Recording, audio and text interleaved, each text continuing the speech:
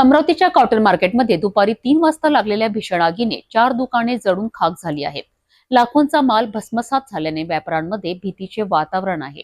आगीवर नियंत्रण मिळवण्यासाठी अग्निशमन दलाच्या 4 गाड्या घटनास्थळी दाखल झाल्या होत्या. मागील 10 दिवसात ही तिसरी मोठी आग आहे. चला पाहूया हा संपूर्ण अहवाल. अमरावतीच्या कृषी उत्पन्न बाजार समितीतील भाजीपाला मार्केटमध्ये आग लागली आहे.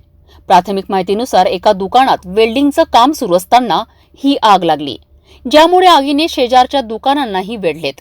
या घटनेची माहिती मिळताच अग्निशमन दलाच्या 4 गाड्या तात्काळ घटनास्थळी दाखल झाल्यात आणि 2 तासाच्या प्रयत्नानंतर आगीवर नियंत्रण मिळवण्यात आलंय. या आगीत शंकर रामभाऊ खारकर, दुकान क्रमांक 13, शेख अकबर शेख हैदर, दुकान क्रमांक 14 आणि गजानन देवीदास लकडे, दुकान क्रमांक 12 या व्यापाऱ्यांचे मोठ्या प्रमाणावर नुकसान झाले आहेत. बाजार समितीमध्ये अग्निशमन यंत्रणाचा अभाव असल्याने व्यापाऱ्यांनी बाजार समितीच्या बेजबाबदार कारभारावर नाराजी व्यक्त केली आहे. पोलिसांनी घटनास्थळी धाव घेत गर्दी हटवण्याचे प्रयत्न केलेत, तर वाहतूक पोलिसांनी परिसरात वाहतुकीचं नियमन केलं. आगीच्या या घटनेनंतर कृषी उत्पन्न बाजार समितीचे सभापती मोरे यांनी समितीच्या वतीने चौकशीचे आदेश दिले आहेत. आताच आम्हाला माहिती पडलं आणि आम्ही तातडीने इथं उपस्थित झालो. काय कशामुळे आग लागली, काय लागली याची सखोल आम्ही आता आमचे अधिकारी कर्मचारी सगळे उपस्थित आहे. त्यांना आदेश देऊ की कशामुळे लागली, काय लागली त्याची संपूर्ण चौकशी करून त्याच्यानंतर आग न लागण्यासाठी काय उपाययोजना करता येईल असा समिती निर्णय घेईल.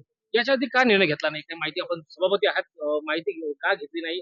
सचिवाकडून आग म्हणजे उन्हाळ्या दिवसात लागू नये, दुकानाला आगीची झळ पोहोचू नये, प्राथमिक संपूर्ण सामग्री ठेवण्याची आपण जबाबदारी काय? नाही, आता असं आहे की आग याच्या आधी भरपूरदा आग लागली, परंतु इथे कर्मचारी उपस्थित असतात, अधिकारी उपस्थित असतात. नेहमी याची खबरदारी घेतल्या जाते. आग लागू नये याची प्रत्येक जण खबरदारी घेत असते.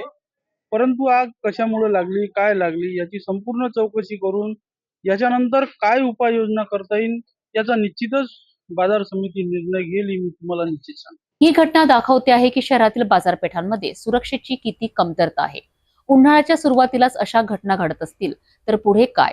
व्यापाऱ्यांच्या नुकसानीवर प्रशासन काय मदत करणार? आणि महत्त्वाचं म्हणजे अशा दुर्घटना टाळण्यासाठी बाजार समिती आणि प्रशासन कोणती पावलं उचलणार?